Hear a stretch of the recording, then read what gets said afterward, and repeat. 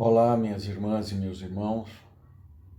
É muito bom estar com vocês novamente para mais uma conversa que possa ser esclarecedora e pedimos agora que a espiritualidade maior que está conosco, nossos mentores, nos permitam estarmos conectados espiritualmente, que os locais onde nos encontremos estejam totalmente higienizados, equilibrados, e que nossas consciências estejam aptas para receber as orientações que nos forem passadas pelo plano espiritual.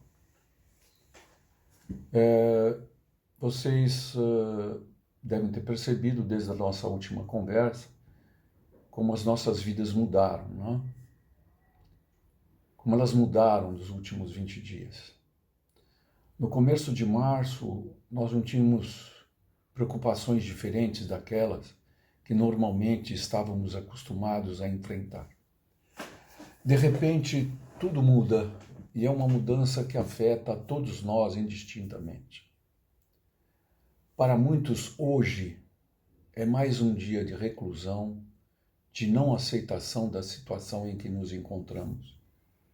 Dizem, queremos viver, pois para eles viver é sair pelas ruas, encontrar amigos, ir na academia, passear nos shoppings.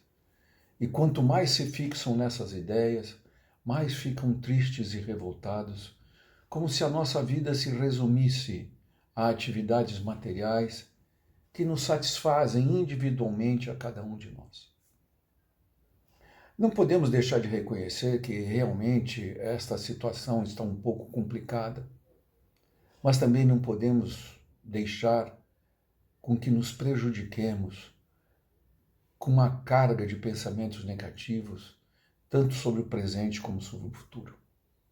Temos nos deixado abater pelo bombardeio dessas notícias negativas que absorvemos, principalmente através da televisão, reflexo de programas que exploram mais o sensacionalismo, de telefonemas que recebemos de alguém só para dizer que está mais triste do que nós, e de vídeos insanos que são postados nas redes sociais.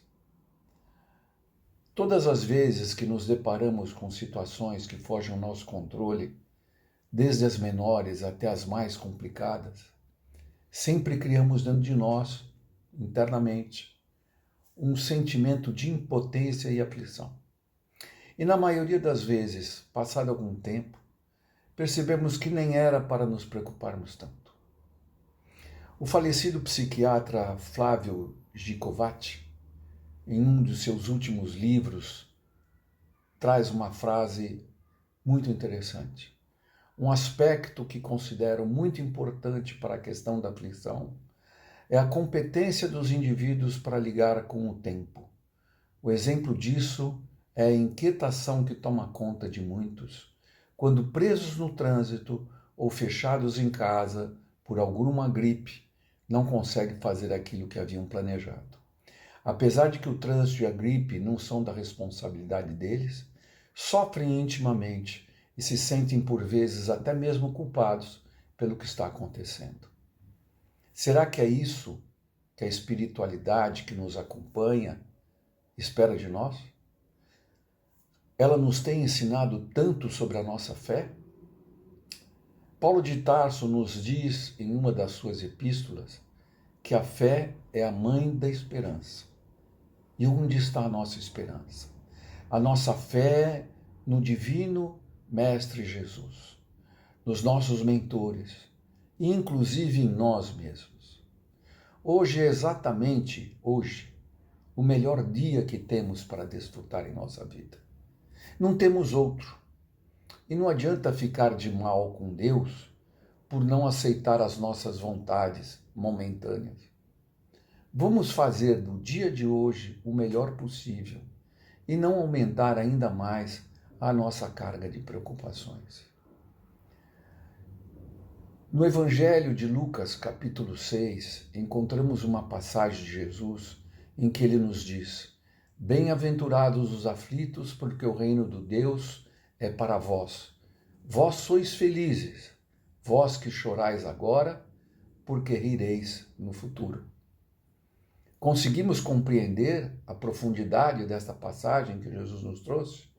No fundo, com nossas falhas de personalidade, passamos um bom tempo irritados e até revoltados com esses momentos de crise, culpamos os outros e só quando aceitamos que a saída dessa situação depende somente da nossa vontade, de nos repensarmos, de vermos a vida de um ângulo diferente, é que refletimos e observamos que talvez o problema não fosse tão grande quanto imaginávamos. Tem um amigo meu que ele tem 3 filhos e 5 netos e vive totalmente em função deles, o tempo todo. Fica com eles todos os dias enquanto os pais trabalham, leva na escola, dá de comer, passam a tarde juntos, tudo que é necessário fazer. Logo no começo da quarentena, ele, por insistência dos filhos, resolveu se refugiar no seu sítio no interior de São Paulo. Ali ficou somente ele, sua esposa e seus pensamentos.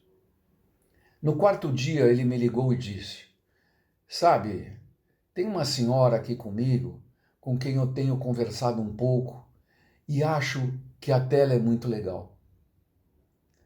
Interessante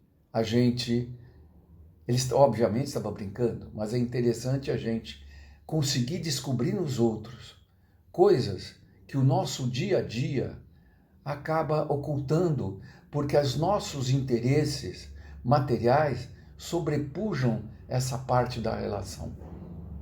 Nossa vida não é feita de momentos contínuos de felicidade e serenidade, senão não teria graça. Seria uma verdadeira monotonia. E um pouco de tempero na vida, às vezes, faz bem, para que possamos repensar. Quando Jesus em Mateus diz: abençoados os que choram, porque serão consolados, é porque se hoje temos dissabores e dificuldades, é porque estamos nos fortalecendo nas provas que temos pela frente, que se cristalizarão em nós e que assim facilitarão a nossa evolução para as próximas encarnações. Tudo o que acontece conosco não é por acaso. O Pai não nos dá uma carga maior do que aquela que podemos suportar. E ao passarmos a não agir mais de uma maneira descompensada, nos sentiremos vencedores de nós mesmos. São situações que a nossa personalidade exige um novo aprendizado. E é o que estamos passando. Vejam as mensagens que temos recebido ultimamente do plano espiritual. Todas elas dizendo para ter serenidade, tolerância, paciência, porque só ganharemos com isso. Chico, em um dos seus últimos livros, nos lembra que toda dor e dissabor tem uma função em nossas vidas e, portanto, não é um castigo, mas é uma bênção. Encarar essas vivências menos felizes sob este prisma, em vez de ficarmos nos achando desafortunados, merecedores de pena, já nos traz muito mais disposição para superarmos os desafios da vida. Joana de Ângeles, no livro psicografado por Divaldo, No Rumo da Felicidade, nos traz uma mensagem muito apropriada para esse momento. Nunca renuncie à felicidade, pois a vida é um espetáculo incrível. Vale a pena viver. Meus amigos, fiquem na paz de Jesus. Que a espiritualidade, mais uma vez, possa nos manter ligados a todos os ensinamentos que o Mestre Divino nos traz e que eles tanto procuram nos orientar. Muita paz a todos.